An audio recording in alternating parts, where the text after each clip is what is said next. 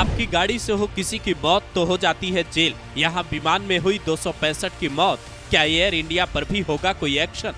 जीवित होते रतन टाटा तो उठाते ये 5 बड़े कदम, किसकी गलती से गई लोगों की जान, कौन है जिम्मेदार, ऐसे निकालते डिटेल। जरा सोचिए, राह चलते आपकी गाड़ी से अगर एक्सीडेंट हो जाए, किसी की मौत हो जाए तो आपको जेल हो जाती है। यहाँ एयर इंडिया के एक विमान से 265 लोगों की मौत हो गई और कई दिनों से बस जांच जारी है। न तो किसी की गलती पता चल रही और न ही कोई जिम्मेदार पकड़ा गया।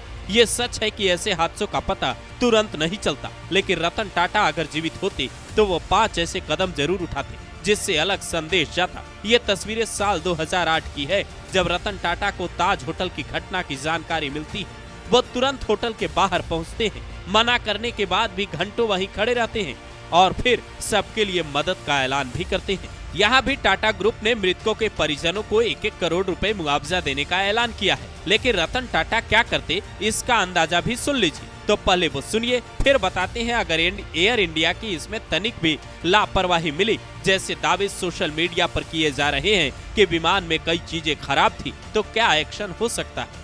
पहला काम, पीड़ितों के लिए अतिरिक्त मदद। रतन टाटा हमेशा कर्मचारियों और समाज के प्रति संवेदनशील रहे। ऐसे में रतन टाटा सभी प्रभावितों के लिए अतिरिक्त सहायता जैसे शिक्षा या रोजगार की व्यवस्था भी कर सकते थे। दूसरा काम, अपनी जांच समिति। रतन टाटा की कार्यशैली में पारदर्शिता और जवाबदेही सबसे बड़ी बात थी। वो तकनीकी खराबी को लेकर गहन जांच के लिए विशेषज्ञों की एक स्वतंत्र आंतरिक समिति गठित करने का निर्देश दे सकते थे, जो अंदरूनी रिपोर्ट पेश कर। तीसरा काम, सिक्योरिटी पॉलिसी में बदलाव। एयर इंडिया को साल 2022 में टाटा ग्रुप ने अधिग्रहित किया था। रतन टाटा ने इसे वैश्विक स्तर पर ले जाने की योजना बनाई थी। वो विमानन सुरक्षा प्रोटोकॉल, रख रखाव प्रक्रियाओं और साइबर सुरक्षा उपायों की समीक्षा के लिए कोई कदम तुरंत उठाती। चौथा काम, जनता को संबोधन। रतन टाटा अपने कर्मचारियों और जनता के साथ सीधा संवाद रखते थे। वो एक भावनात्मक और प्रेरणादायक संदेश जारी कर सकते थे, जिसमें हादसे पर शोक व्यक्त करने के साथ साथ टाटा ग्रुप और एयर इंडिया के पुनर्निर्माण के प्रति प्रतिबद्धता जताती। फिलहाल चंद्रशेखरन ने पत्र जरूर लिखा है। पांचवा काम, चुनौतियों से सबक।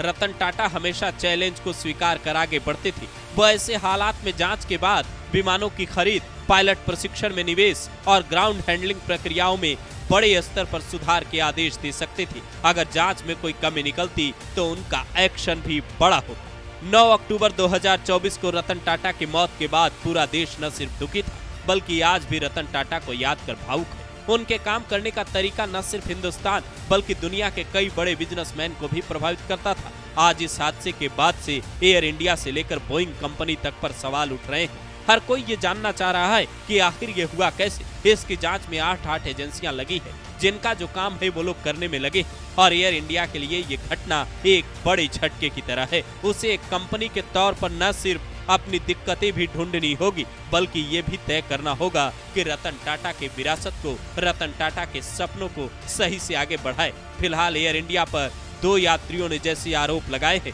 कि विमान में कई चीजें खराब थी, वो साफ इशारा कर रहा है कि लापरवाही वाली फाइल भी खुल सकती है और लापरवाही की फाइल खुले तो एक्शन बड़ा हो सकता है। यहाँ तक कि बड़ी लापरवाही मिलने पर कई बार लाइसेंस सस्पेंड किए जाने के मामले भी सामने आ चुके हैं।